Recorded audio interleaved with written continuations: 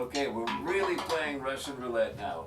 It's like you're driving along and your car, your gas petrol, your gas meter is on empty, and you think, oh, I can make it past the next gas station, the next, and you end up driving 30 miles, and man, you've beat it. You beat the system. Well, it's the same with the Zoom we're recording through.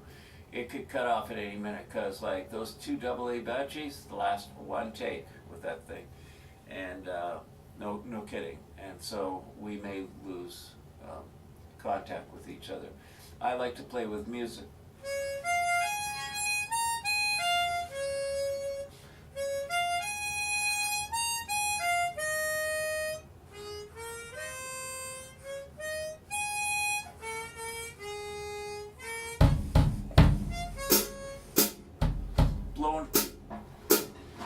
Blown beat. Okay, so I got in a car accident October 23rd. It's now, where were we? I've done a few takes. It's now March. Okay, it was October 23rd, 2016. It's now March, mid-March 2017, and I'm here. I swerved to avoid a moose in the pitch black. Not a mouse, a moose. Jim Keltner said he always sees the bright side. Well, Bruce, you've experienced a unique Canadian phenomenon. Indeed. Well, it destroyed my car, sheared it in half. Literally, I lost a couple of really valuable old cymbals under the firewall. You ain't gonna go under there because there's 3 fires and ambulances, and it's been medical intervention after medical intervention for 6 months. Here I am, glad to talk to you, and I can say that I'm getting sort of more likely to play songs. I practice still, but also to get frisky, to use stuff I wouldn't ordinarily use. And this is a perfect example. Speaking about broken cymbals, if I get time, I'll show you the other one that went under the passenger seat, and then the seat came down on the metal track. And anyway, this is an old A Zildjian.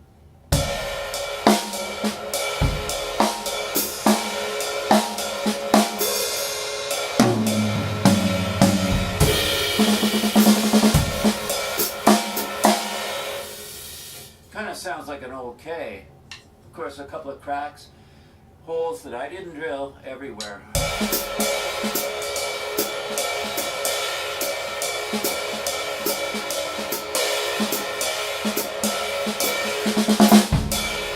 Anyway, that's kind of cool, isn't it? And just to give you an idea, these are the World Max brass drums. And as far as getting frisky, deeper sounds, and then they're metal drums, Bruce. Why not, do something with them? So I turned this one into kind of a timbale.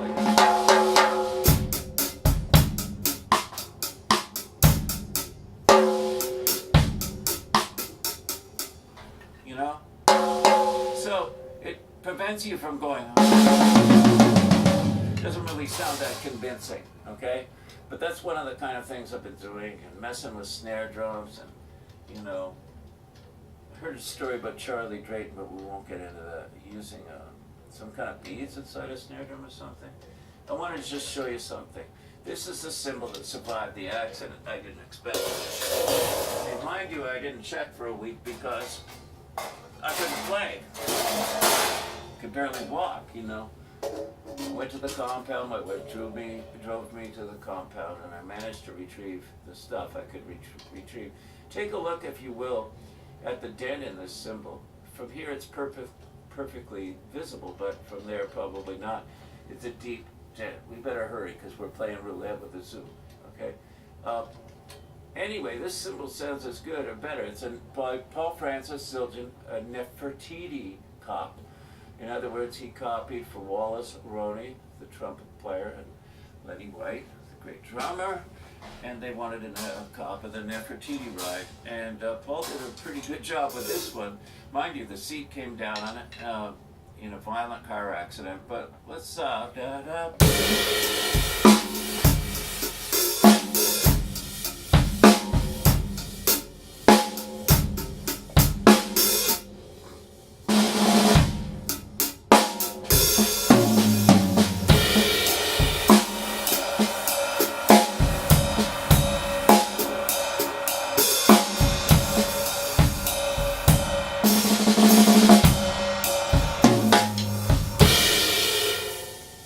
kind of nice, you know. Anyway, that's the kind of thing I've been doing. And, you know, I was watching a version of Dear Prudence from Willie's DVD honoring Hiram Bullock, the first guitarist, and Late Night for David Letterman show. You know, remember Steve Jordan? He used to sit there, you've probably just seen it, you're too young, but have his cymbals way high up in red and blue and stuff, and he'd go bang, hey, and he had so much feel. Well, that was Hiram Bullock on guitar. Anyway, he died, and they did a tribute. One of the songs Hiram used to like to do was Dear Prudence by the Beatles. Dear Prudence, to come out to play. Hey. So anyway, Clint DeGannon is on drums, and I hadn't seen him before I saw this DVD, and after I remembered him. His time is phenomenal. And he goes to a reggae, and then I got thinking about it. So I'll switch to reggae when he does. I'll just start arbitrarily. Dear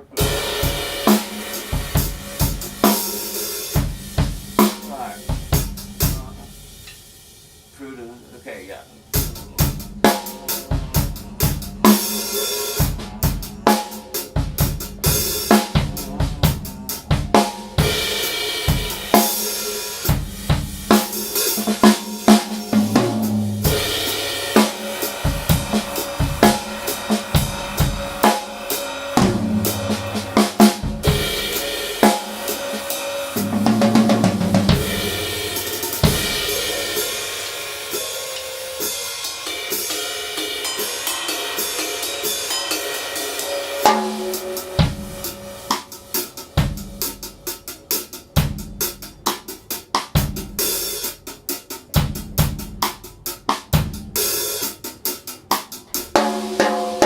Anyway, you get the idea. You've got the ability now to play deep and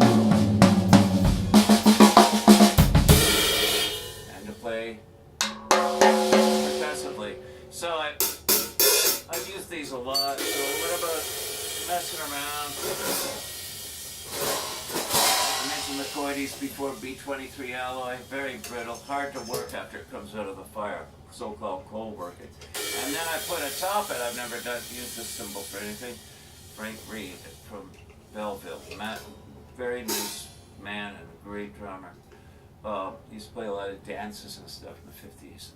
Anyway, what a combination! Not as deep a chick or anything, as substantial a chick, but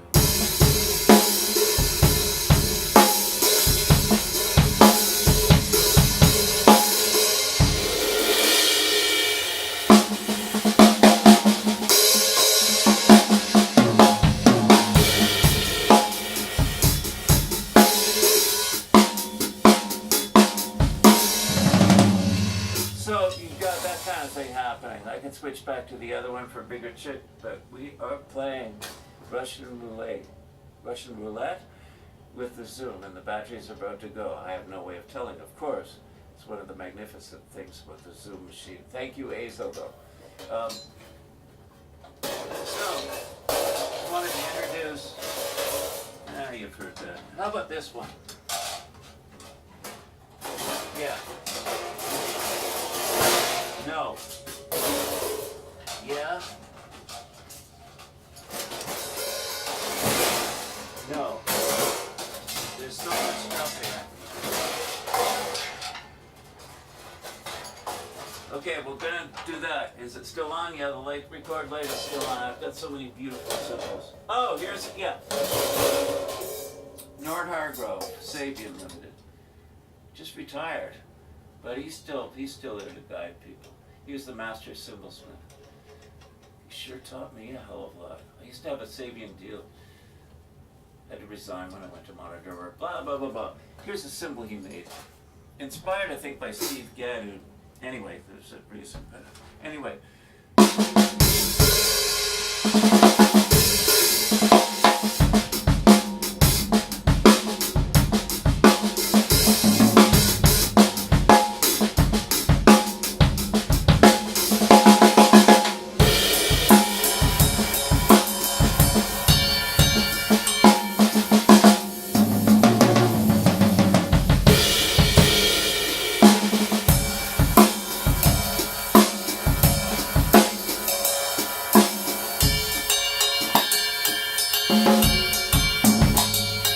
Bye.